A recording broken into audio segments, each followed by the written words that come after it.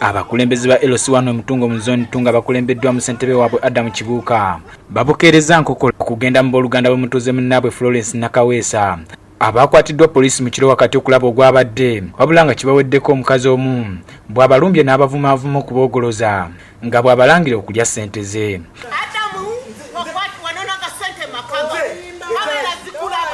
Kino kijja abakakiiko mu mbeera ne beerangira era ng'ono olumaze okubavuma nadda mu mmotoka ye era n'abagamba nti singa tebaamuka kifo kino baakukajjuutuka. Olimba mukyala Museveni bino tebimukwatako. Naye ennyumba eno nga bwe mugiraba ya mugenzi Florence Nakaweesa.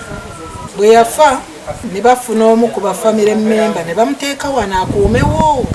Bw'akuumawo abaddewo ebbanga. Akati famire yatuuse ekiseera neyagala etundewo. Baatula mu meeting eyo gye baali ewaabwe ffe gye tutaali.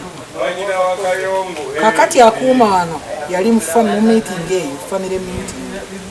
Bwe yajjayo kye yakola n'atunda nga ye era yadduka yavaawo. Bw'amala okutunda ffe ng'abeero si tetwaliwo.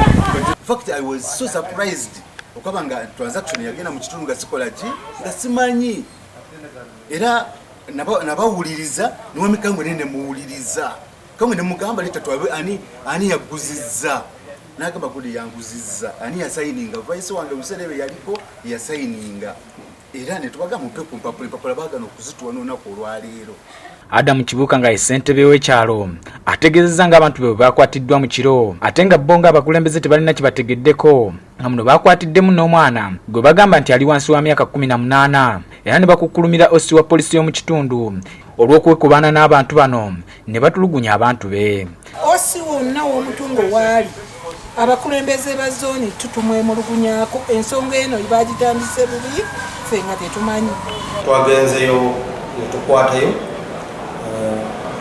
muvubuka omu abadde asula muki ennyumba bamuyita kato Peter ali mu kaduukulu kaffe ajja twamuleese atunyonyole ani yamuleese mu kifo ekyo, ani yamuguzizza, alina ebiwandiiko ebyokubeera mu kifo ekyo, twagala tunyonyole. Basabye bekikwatako okuvaayo mu bunnambiro bataasa embeera eno kubanga omukyalo ono ali mu kubatiisatiisa nga bw'alina abanene abali mu nsonga zino okuva mu by'okwerinda. Ffe kintu gisa mu mateeka matuufu n'ebbaluwa endagaano eyagula wano yamanyinaffe yasookera ddala mu kika gyeri. Ffe tugenda kugoba by'amateeka mu butuufu bwabyo naffe kye tusaba Kayongo agende eyamuguza amuddize ssente ze kuba yagulawo muki mu bukyamu. Oba yagulawo agende yamuguza muddize ki ssente ze. Nze Joel Mukeera ku lwa Bukedde TV.